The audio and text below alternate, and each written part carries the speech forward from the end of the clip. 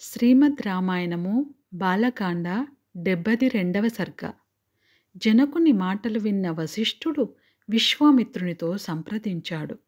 తరువాత ఇరువురు మహారుషులు జనకునితో ఇలా అన్నారు.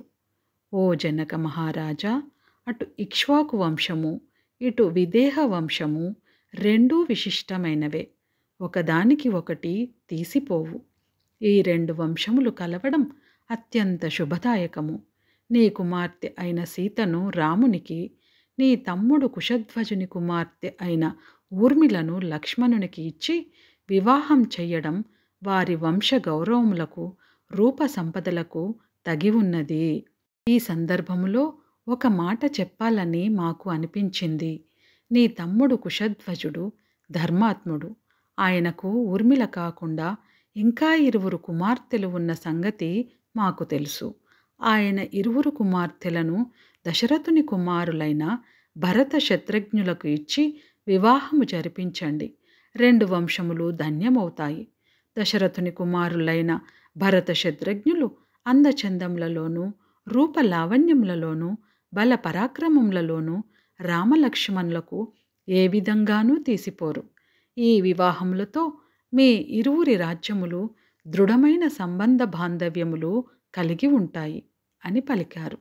ఆ మాటలు విన్న జనకుడు వశిష్ఠ విశ్వామిత్రులతో ఇలా అన్నాడు.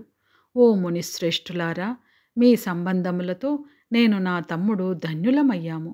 నా తమ్ముడు కుశధ్వజుని కుమార్తెలు అయిన మాండవి, శృతకీర్తిలను దశరథుని కుమారులు భరతుడు శత్రుఘ్నులకు ఇచ్చి వివాహము చేయుటకు నేను నా తమ్ముడు మనస్ఫూర్తిగా అంగీకరిస్తున్నాము.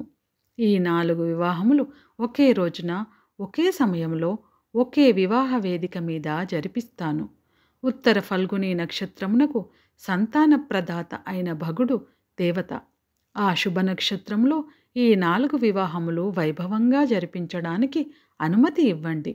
మీరిరువురు దగ్గర ఉండి ఈ శుభకార్యములను జరిపించండి. ఈ వివాహములతో అయోధ్య, విదేహ రాజ్యములు ఒకటవుతాయి అని వినయంగా పలికాడు జనకుడు. ఆ మాటలు విన్న దశరథుడు ఇలా అన్నాడు.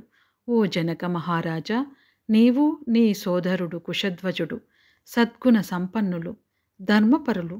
మీతో సంబంధము నాకు ఎంతో ఆనందదాయకము. నేను ఇంకా మా నివాసమునకు వెళ్ళెదను. నా కుమారుల చేత వివాహమునకు ముందు జరుగు శ్రాద్ధ కర్మలను, దానములను నిర్వర్తింపజేస్తాను అని పలికాడు. తరువాత వశిష్ఠుడు విశ్వామిత్రులతో కూడా తన నివాసమునకు వెళ్ళాడు. ఆ రోజు తన కుమారుల చేత వేదోక్తంగా శ్రాద్ధ కర్మలను నిర్వర్తింపచేశాడు. మరునాడు స్నాతక వ్రతమును జరిపించాడు. ఒక్కొక్క కుమారుని చేత 1,00,000 గోవులను బ్రాహ్మణులకు దానం ఇప్పించాడు. ఆ విధంగా దశరథుడు తన కుమారుల చేత బంగారు తొడుపులు వేసిన కొమ్ములు గలవి, లేగదూడలతో పాలిచ్చే పాడి ఆవులు, 4 లక్షల ఆవులను, ఇంకా ఇతర ద్రవ్యములను గోదానముగా బ్రాహ్మణులకు ఇప్పించాడు. ఇది శ్రీమద్ రామాయణంలో బాలకాండలో 72వ సర్గ సంపూర్ణము.